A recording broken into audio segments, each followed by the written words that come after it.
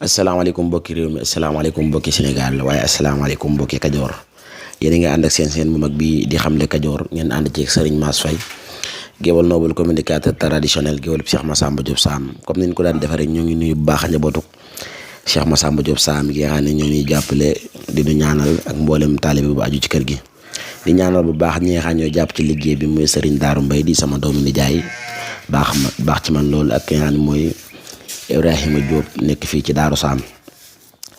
ñu ñëwoon nag ak yéen ci 3e épisode bi ndax ñëwoon na nag ak yéen ci premier di lamante ci Fanjoogu ak Amary Ngoné Sabel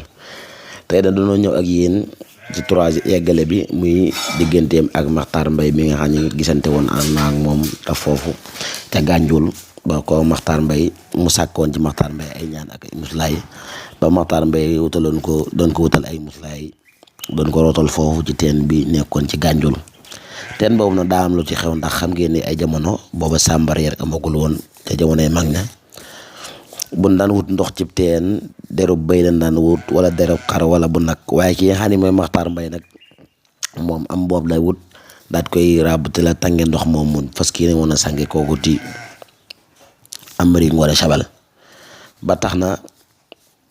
sang googu nga xam ne nii moom la ko fas kii woon sàng bi mu rootee nag ci mboobu moomu te génn dox waddu mu daal di sang ki nga xam ne mooy Amary Ngoné Sabel taxoon na bi mu paree Amary Ngoné Sabel nag daggaloon na ko foofu aw lew mooy na ko foofu suuf sëriñ bi nga xam ne mooy Makhtar Mbaye daal koy nangu daal di jël tëdd suuf soo sanc ko jël dëkk ba tudd ko gàdd Gànjul ba taxoon nag ki nga xam ne mooy Amary Ngoné Sabel bi mu ci paree may na ko suuf may ko dëkk mu sant ko tudd ko gàdd Gànjul ba noppit yemu ca da ko tudde buur gàdd ba taxoon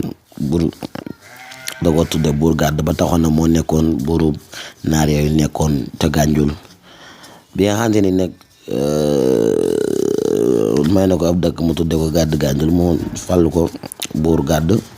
ba noppit cangaay loolu nga xam ni nag ki nga xam ni mooy Makhtar Mbaye sang ne ko ki nga xam ni mooy Amary Ngoné Sabel cangaay loolu mujjoon nañu tudde woon ko cangaay loolu xolli cangaay yu xolli lañ ko tudde cangaay yu xolli loolu moomu sax ba taxoon nag yaa ni mooy Amary Ngoné Sabel bi mu fi jógee ndax Amary Ngoné Sabel xam ngeen ni toog na ci dammeel gi ñeent fukki at ak ñeent bi nga xam ne nekk Amary Ngoné Sabel toog na ci dammeel gi ñeent fukki at ak ñeent loolu taxoon nag yi ñi nga xam ni mooy sëti Amary Ngoné Sabel yi ak ay doomam cangaay loolu ko Makhtar Mbaye sangoon daan nañ ko sangoo waaw foofu noonu ci waa kër Makhtar Mbaye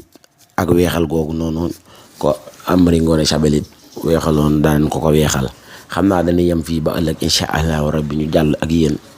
ci ginnaaw bi ko Makhtar Mbaye sangee ba mu am ci dëkkam boobu noonu ak ginnaaw bi nga xam ne nii tudde na dëkk boobu noonu mooy gàdd Gànjul ak li ci xew ci ginnaaw ak ki nga xam ne moo toppaat ci moom nekkaat 3e dammeel di Kayoor ba tey yéen a ngi ànd ak Serigne Mass Faye géwal noble communicateur traditionnel géwal Cheikh Massamba Diop Sam ma leen di wax bu baax nag ngeen wéy di abonné bu baax a baax te di ma ñaanal bu baax xale la damay jéem rek xam naa ne lu ci dëng rek ngeen jéggal ma ko bu baax a baax ndax su ma sañoon mu jub ndax lii bu ma ko defee dama bëgg incha allahu rabbi ñi ma tollool génération te bëgg ma lool di ma jàppale mën a xam seen démb mën a xam buur yi fi newoon li fi liggéeyoon ndax bëri na lool gone yu ko umpale moo tax ma dugg ci lii di ci yëngu di ci nabi xam naa xam ma ci lu bari sax waaye dama koy gëstu ci incha allah ci mag ñi nga xam ñoo ma mag nekk fi rek di gëstu ci ñoom lépp lu ma ci xam incha allah dinaa ko jël dugal ko fii ci compte bi incha allahu rabbi ngeen ñaanal ma bu baax a baax daa dolli leen ma ay ñaan bu baax a baax